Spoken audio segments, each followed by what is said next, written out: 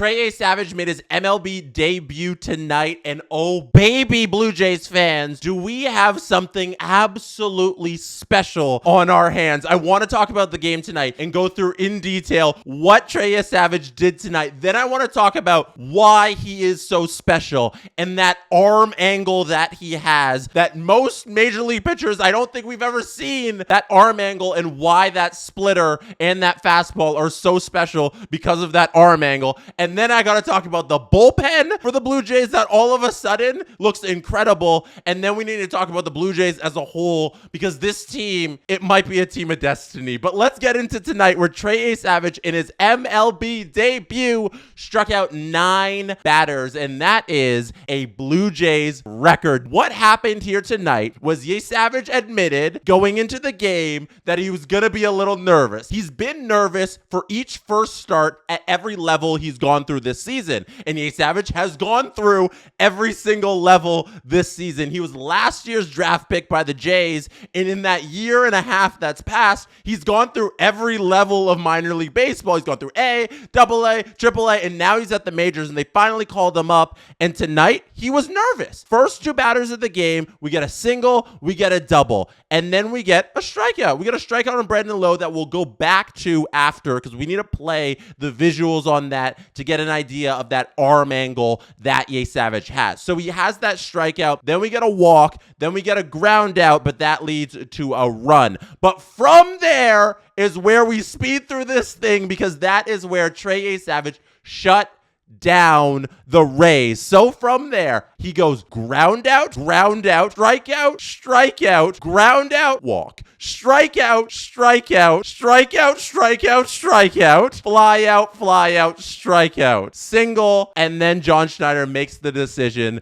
to pull Yesavage. But in there, you saw 9 strikeouts. He struck out the side in one of those innings. And let's get back to that Brandon Lowe strikeout, the first strikeout of Trey Yesavage's career. And I outlined everything he did that game. He had a phenomenal game. Let's explain why he is so special and why this thing is going to continue for a long, long time for the Toronto Blue Jays. And it looks like they probably have the next ace on their hands. So if you see there, if you're watching right now on the Jesse Blake Sports Report YouTube channel, some of you are listening right now on podcast form, so I'll explain it to you right now. I'm showing a visual of Yesavage striking out Brandon Lowe at the plate. It is on his splitter. In this at-bat, all Yesavage does is throw the splitter. And we're going to pause it right here at his release point, because this release point is what makes his splitter and his fastball so special. So if you can see his arm right up there at the top there, you can't even see my arm, it's way out of screen. He is 6'4", Trey is 6'4", 225. He is a certified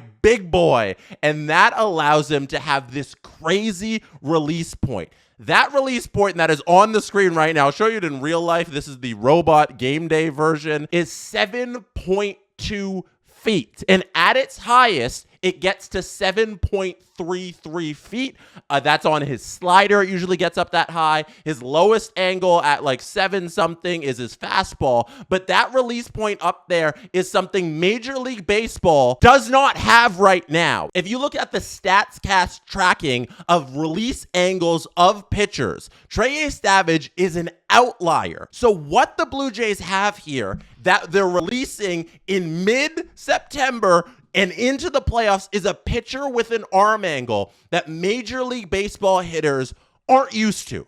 They aren't expecting it. That is why when we went through all of the game right there and we talked about those 9 strikeouts, a lot of them are on the splitter. I think it was 6 of the 9 strikeouts came on that splitter, a couple on the fastball. These hitters don't know where this ball is coming from. They are not used to this arm angle because it doesn't exist. No one who is as tall as Yesavage, who's a starter in this league, is throwing at that angle. For those of you who want to see the angle with a real life Yesavage, here it is. There's the visual of the exact same strikeout I just showed you, except not in robot version. This is that crazy arm angle. So the Blue Jays here have done something really smart. They've held back Yesavage until this point in the season where they've let him develop because he definitely needed that time in the minors to develop. His walk rate got a little high, which isn't fun. He is nervous in big moments, which isn't great. But here they've allowed him to marinate in the minors, not put too much pressure on him. And they've also hidden him from Major League Baseball. So these hitters, when they're facing him for the first time, they're truly facing something special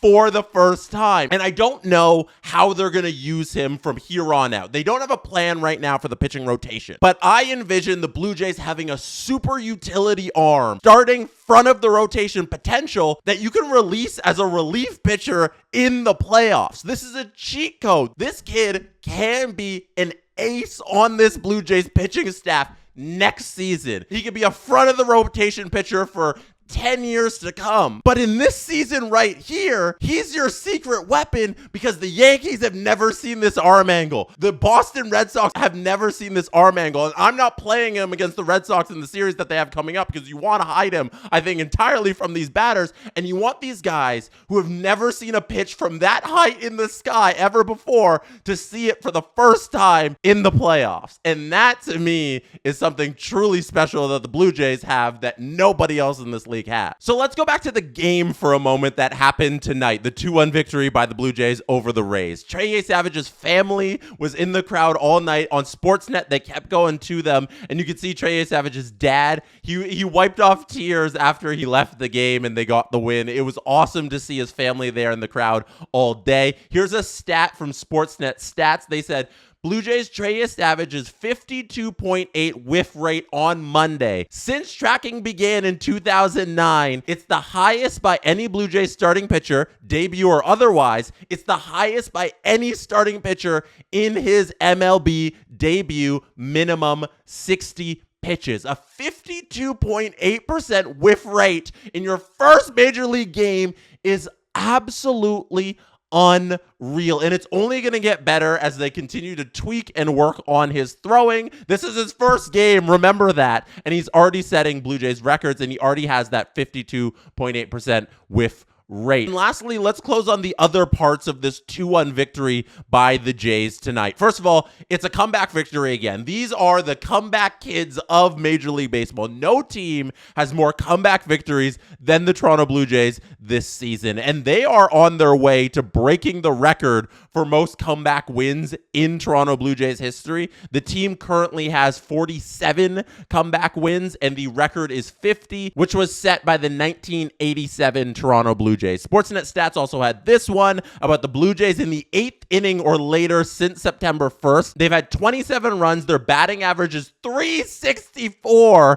Their OPS is .910, and their average with runners in scoring position is .388. This is this team. They are never out of a game. And all of a sudden, when it looked like the bullpen was going to be the thing in late August that was going to sink this team, the bullpen's been holding it together. Jeff Hoffman had a fantastic inning tonight, shutting things down in the 9th. And then Braden Fisher, who the Blue Jays acquired in the Kevin Biggio trade in 2024, that summer. They got him from the Los Angeles Dodgers. This is his rookie campaign. He has not pitched in the major leagues before this season. He has been absolutely unreal for the Jays, and tonight he had 2 shutout innings, and then in the bottom of the 11th, with a man on first and a man on third, with none out, Braden Fisher went strikeout, strikeout, strikeout to end the game for the Blue Jays and secure the 2-1 victory in Trey Yesavage's debut. It was an unreal night for the Jays, and it's been a season of unreal night for the Jays. It feels like every single night they have one of these. They're on a 5-game winning streak right now after sweeping the Orioles this past weekend. It looks like right now they're going to waltz to an easy AL East title. The Blue Jays had a fantastic regular season this year. They're going to get the bye in the first round, and now it's all about just putting this thing together and getting through the postseason and hopefully contending for the World Series with a very deep postseason run. This might be it. This might be a magical fall for the Toronto Blue Jays. I hope you're along with me for this ride because, yeah, this thing, it could get real magical. Thank you for being here. You could have been anywhere in the world, which shows you watching or listening right now, and I appreciate you for that. Don't forget to hit like. Don't forget to hit subscribe on the Jesse Blake Sports Report YouTube channel. That's it for me right now. Good night from Toronto.